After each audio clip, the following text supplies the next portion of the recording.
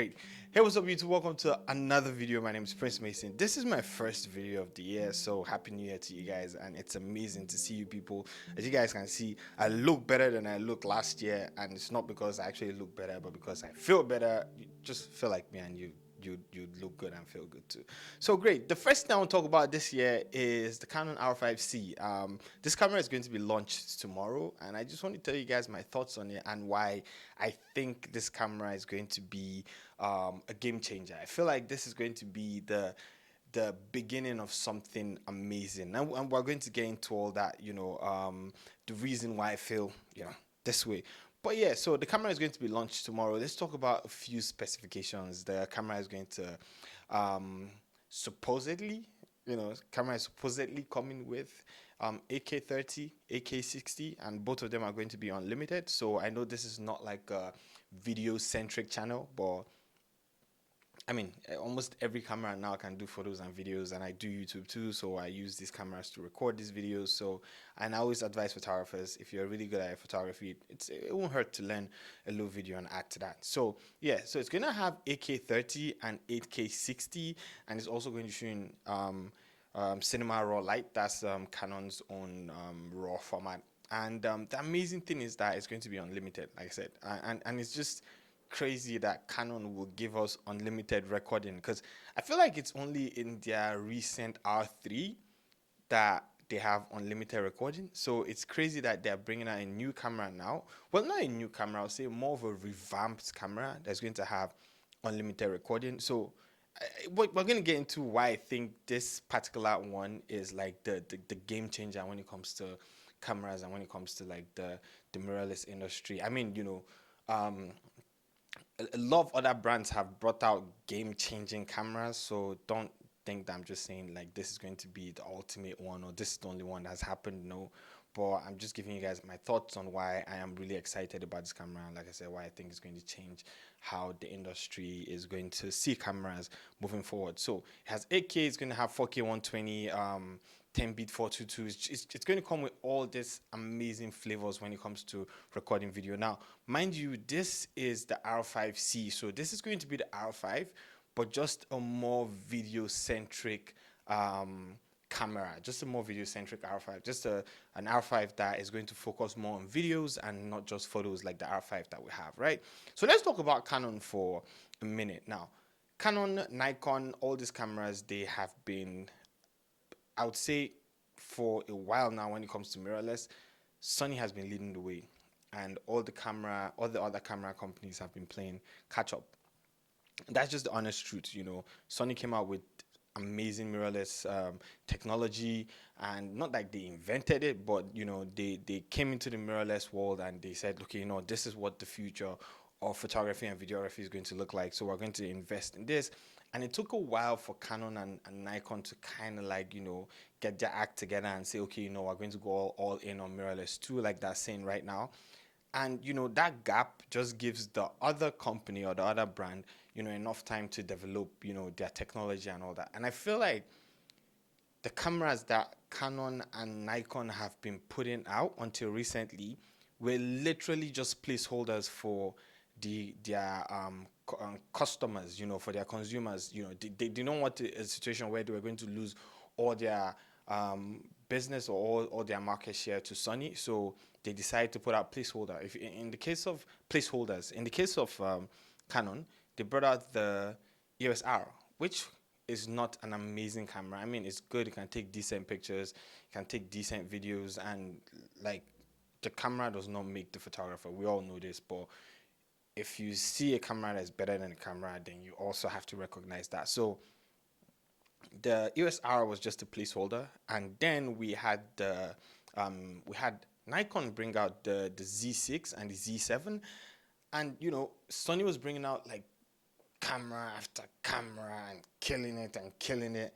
And Canon, Nikon were literally just putting out placeholders for them to have enough time to develop, their technology and something that is really, really good. That's my thought process towards how these companies have been releasing cameras for a while right now. So then Canon came out with the R5 and the R6, and these cameras are amazing cameras. I use the R5. It is a beautiful camera, takes beautiful images, but it's still lacking in the video aspect, right? And even though they brought out the C70 that was very video centric and it's also such an amazing camera, right?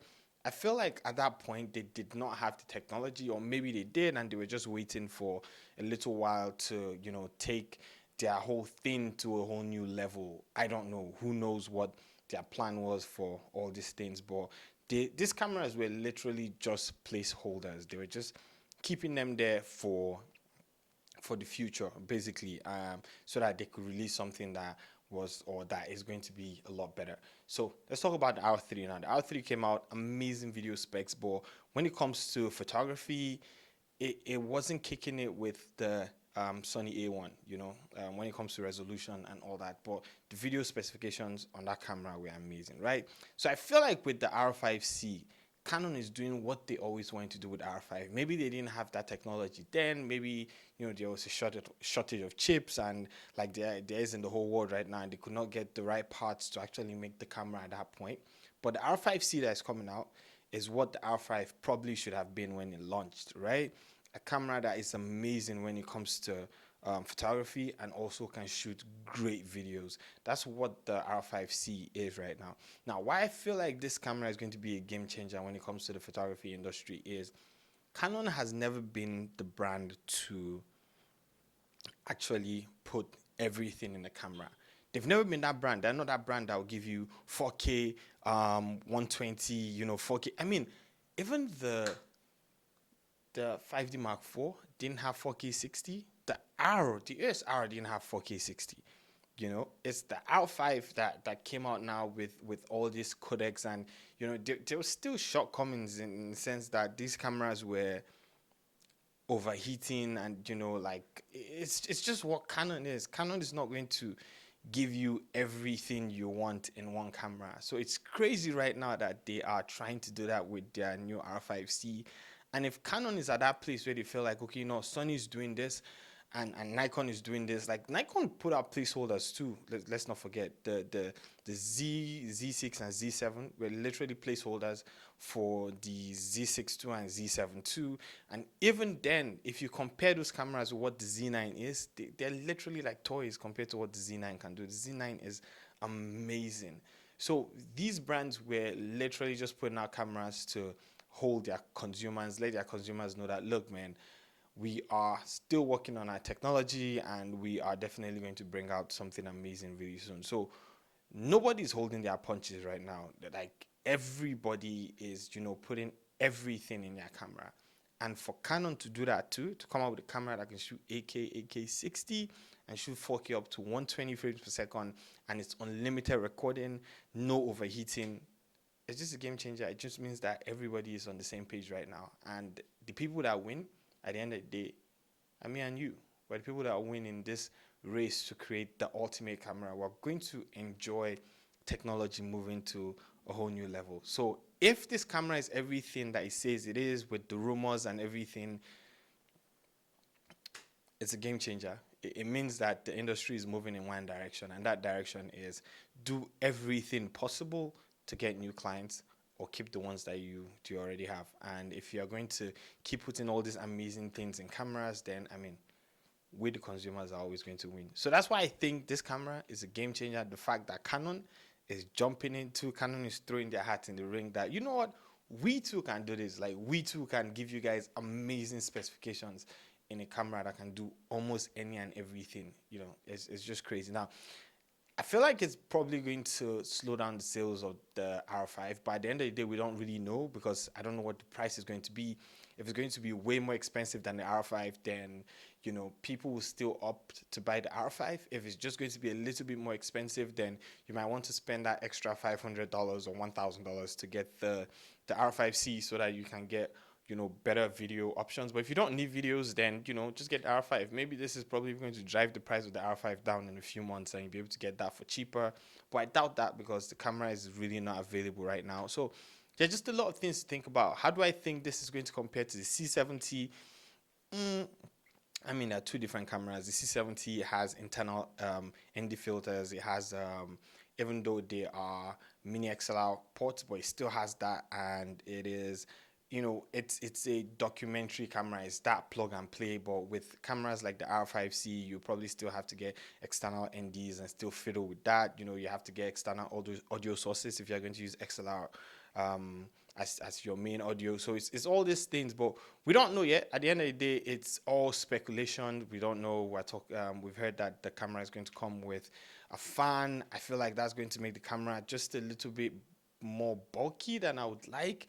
But if it can come without the fan, then that's just going to be amazing. Look, Canon's throwing their hat in the ring right now for this, and they're like, look, we're ready to fight with everybody to the end. We're going to show you guys that, look, we too have the technology to make this happen, and we don't care.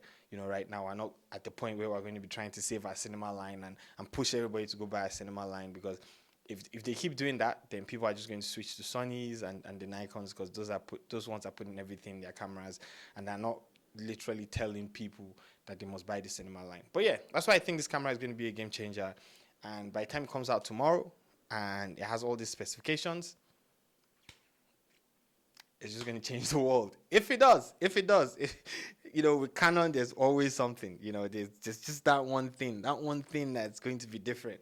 It might be the best camera in the world, but Canon would probably just put something in there that will make it, just a little less appealing than other brands at the same level, or, maybe want to push you towards the other cameras. But we'll see.